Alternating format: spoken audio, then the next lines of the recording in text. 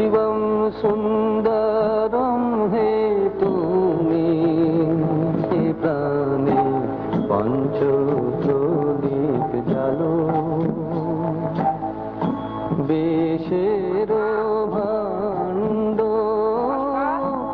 যে হাতে সেই হাতে তোমার প্রভু। কিরে বাড়ি থেকে মাসিমাকে ডাকতে ডাকতে আসছিস নাকি? শোনো, এখানে দাঁড়িয়ে শোনো, কি ওপরে চল? না আমি আর উপরে যাবো না, আমার সময় হবে না। ও এই দরদ, আমি মনে করলাম মাসিমা ডেকেছে বলে সকালবেলায় চলে এসেছিস মাসিমাকে খুশি করতে। মাসি আর কবে না ডাকছে, সকালবেলা এলাম নিজে খুশি হবার জন্য। তোমাকে এরকম চেহারায় দেখলে কি মনে হয় জানো, তোমাদের পুজোর পুণ্যের চেয়ে আমার দেখার পুণ্য অনেক বেশি। ফাজলামি করিস না। আর তো সকালবেলা কোথায় চলেছিস শুনি? যাচ্ছি একটি মহিলার সঙ্গে আলাপ জমাতে। ওরকম করে তাকিয়ে দেখো না। শোনো, আমি দয়া করে দুবেলা তোমার এখানে আহার করব, বাড়ি যাবো সেই রাত্রিবেলা। কি খুশি তো? ব্যবসায় বসে এই করিস বুঝি? সকালবেলা মেজাজটা খারাপ করে দিলে তো। দেখ আমি চললাম।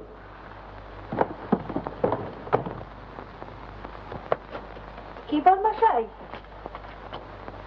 এখানে দাঁড়িয়ে কেন? আমি কোথায় গিয়েছিলাম? আমি যে একটু কাজে গিয়েছিলাম। তোমার কি হয়েছে? রাগ হয়েছে? আমি চলে গিয়েছিলাম বলে রাগ হয়েছে? হ্যাঁ, কতখানি রাগ হয়েছে? ওখানে নাচবো নাকি? বেটার ভয় হয়েছিল দিন দুপুরে তালা দিয়ে বউ পালায় কোথায়। বেটা নেমু খারাম কিরম শুনবে? একদিন আমাদের খেয়ে পরে এখন বউ হলো ওরা আপনার। এক চুমুকে আর্ধেকটা দুধ সাবার করে দিয়ে বাকিটা রেখে দিয়ে বলে বউ খাবে। তা বোধহয় তাদের গুণটাই পেয়েছে। আচ্ছা বর্মশাই, আমার কাজ সেরে তোমাকে নিয়ে যাবো, কেমন?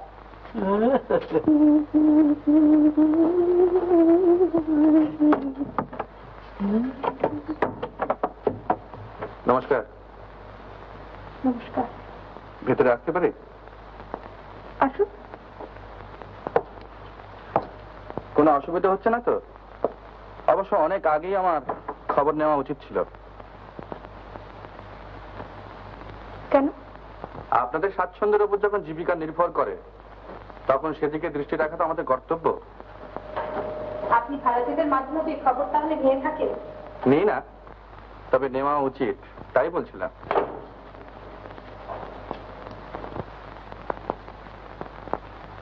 এখনো কিছু অসুবিধা হচ্ছে না, তবে পরে হবে কিনা ঠিক বলতে পারছি না।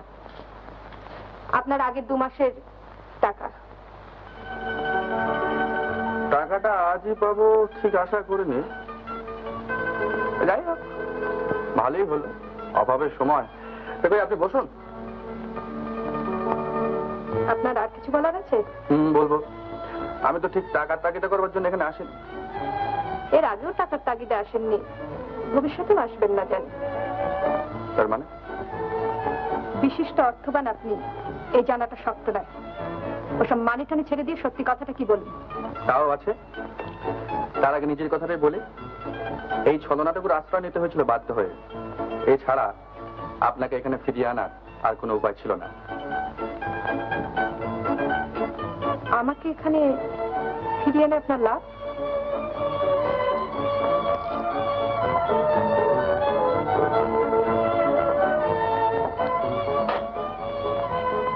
চমৎকার, আপনি এঁকেছেন বুঝি?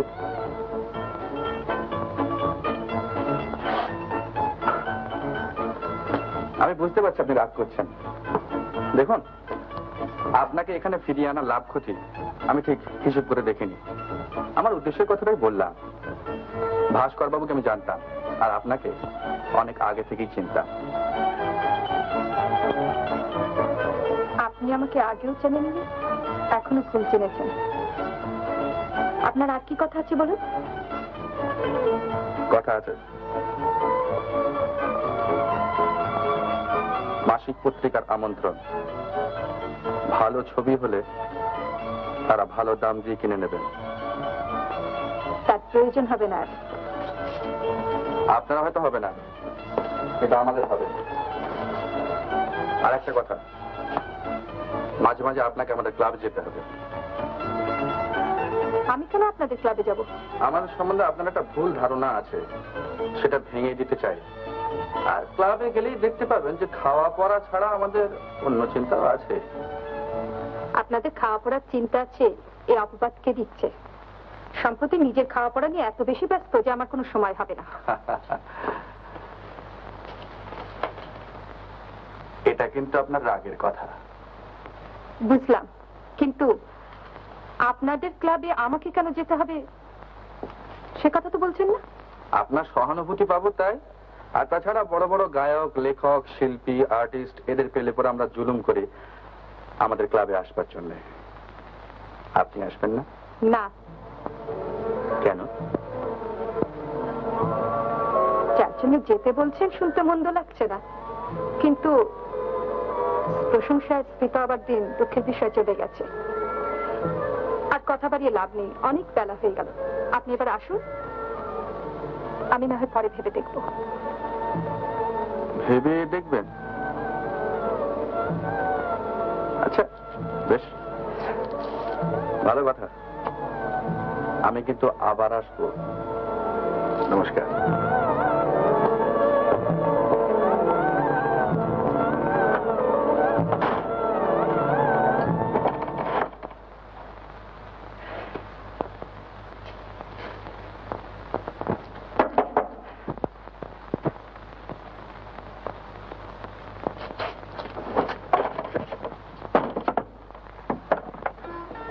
কি ব্যাপার?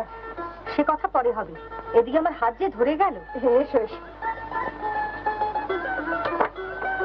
তোমার মতো দু চারটে শাশুড়ি থাকলে আমার খাবার কষ্ট কোনোদিনই হবে না।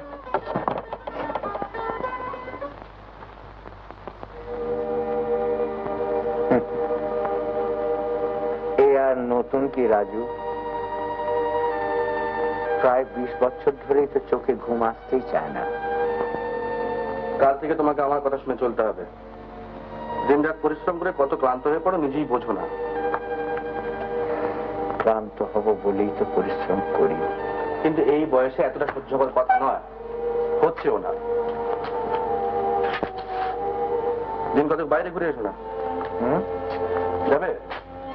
গেছে গেল তো ওই দিকে। মক্কেল কে চিনতে পারলি? পেছন ফিরে তাকিয়ে দেখ না, মক্কেল কে।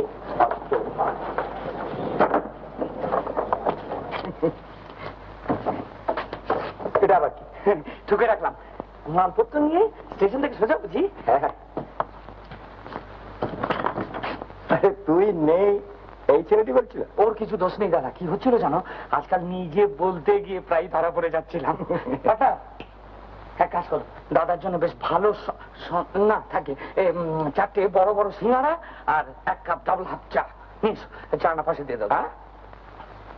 আজকাল আর ধারে দিচ্ছে না।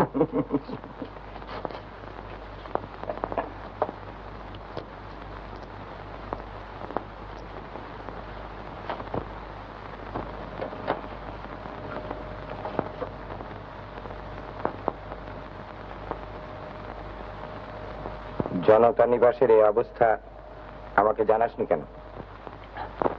ও ওখানে হয়ে এসেছো? তাহলে তো নিজের চোখেই সব দেখে এসেছো।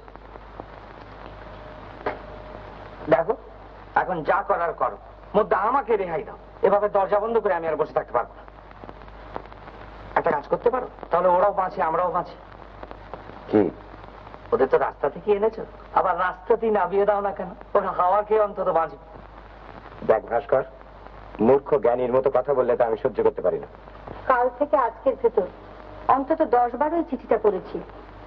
ভেবে দেখুন, এই বছর শুধু আপনার ছেলের চিঠি করে যে সময় কাটিয়েছি, সে সময়টুকু লেখাপড়া করলে অন্তত BA MA পাস করে ফেলতে পারতাম।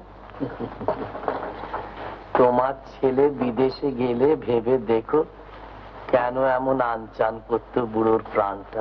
এরকম অবস্থা হলে দরকার নেই ছেলেকে আমার বিদেশে পাঠিয়ে। এখন আমি কিছুতেই চিঠি পড়তে পারবো না, রান্না চড়িয়েছি।